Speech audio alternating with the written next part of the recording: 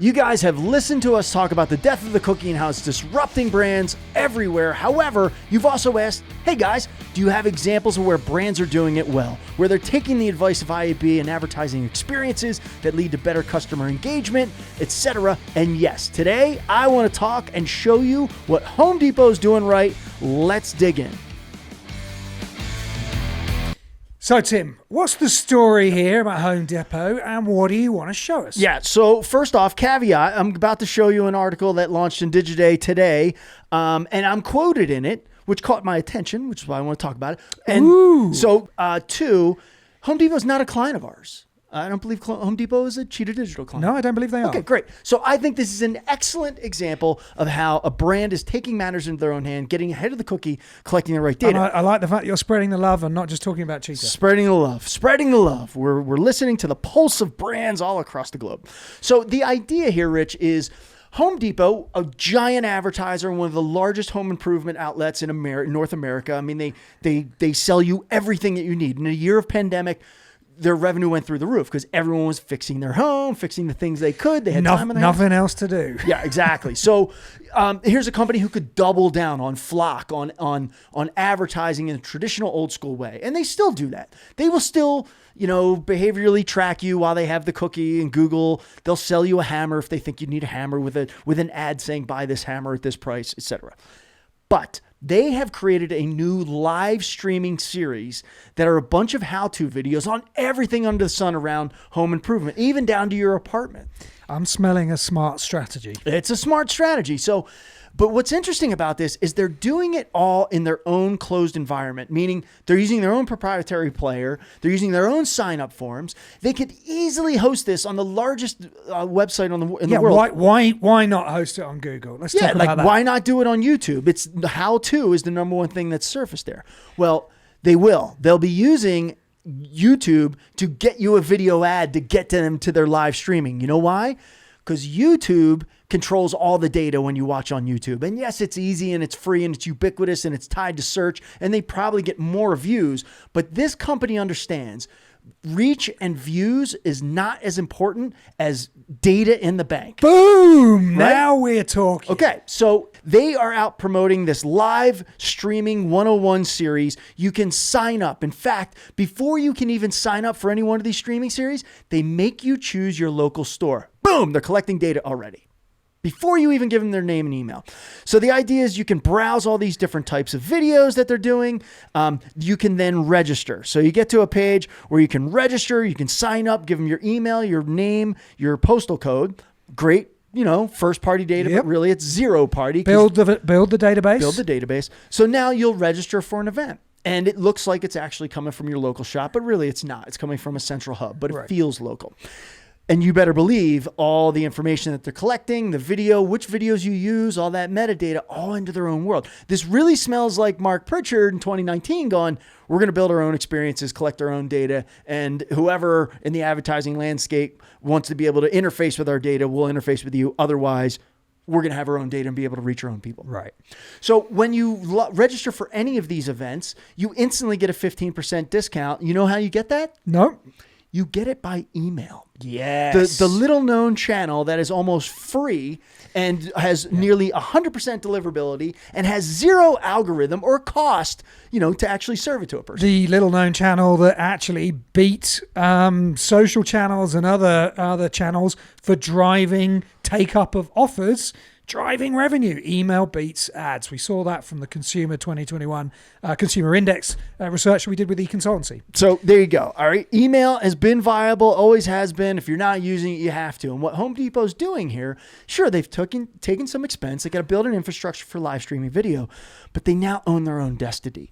And look, the people that are registering today, they could still go make the matches while the cookie's still in play. They could still go out and use those hashed identifiers, email addresses, et cetera, to run ads. So while that's still in the landscape, we all know that plane is headed straight into a mountain soon, but they can do that.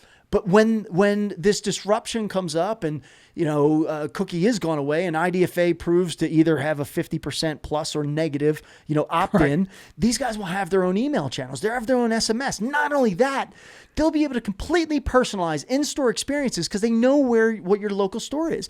They asked you for that. I'm going to make a prediction. It's a prediction I've been making for 10 years.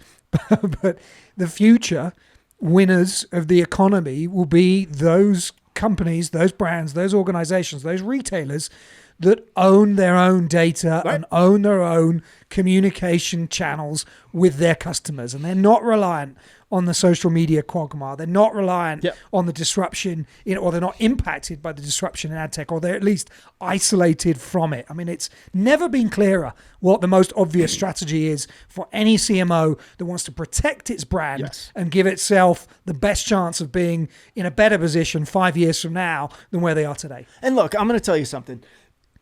Home Depot will definitely start using social. They will use YouTube. They will use Google. They will advertise a streaming session. But you know what consumers never, ever asked for? They never asked for a better ad.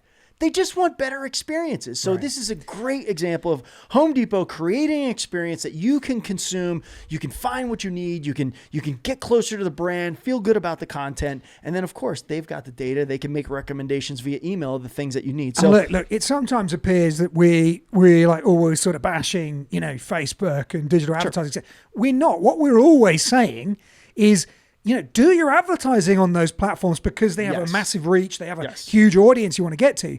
But advertise to get them off those platforms Correct. into your own channels and collect their data and opt-ins. That is what the smartest marketers are going to be doubling down on over the next year or two to get past this period of ad tech disruption. absolutely, you have to increase. I'm not telling you to stop doing click to buy, right? Continue to do that in advertising. You're going to have to use flocks and segments, in Google to do that. But sure, you can keep doing that, but you better increase the amount of dollars and creative space in ads, whatever it might be.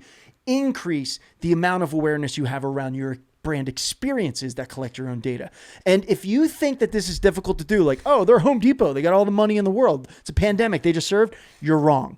We have a global archery sporting goods company that started doing this 4 years ago. 4 years ago, they went to livestream.com, started doing live streaming, Tech Tuesdays. It was Tech Tuesday, Tech Talk, and they have 2 million viewers. They were getting 60,000 viewers on Facebook Live by simulcating to Facebook. And this is a small manufacturing company. yeah, it was like a 4-person marketing team. $120 million type turnover company. Nearly 1 million people have converted because they watched the live streams, they gave them their email address, and then that brand was hitting them with offers, sweepstakes, incentives to progressively profile Yeah, them. get them off those channels into their own Bingo. channels. And that, by the way, 1 million archers in the United States, that is the whole market. Yeah, I mean, that's pretty much, that's a third of the market. So they have a third of the market and some other. So point of the story here, better experiences, not better ads. Okay. So get off your cookie addiction. Invest in collecting data, right? Find some cool thing to do it. And if you think it's not possible for your brand, you're dead wrong. You're giving up. You need to get that thought out of your head. You need to figure out a way to make a better experience. Run your ads to that experience. It works. It works. Not only does it work, just to give you another view on scale, we have a customer, Discovery Communications, that has been pioneering collecting this zero-party data, this data directly from consumers that's willingly provided that they can then use to personalize content, advertising experiences.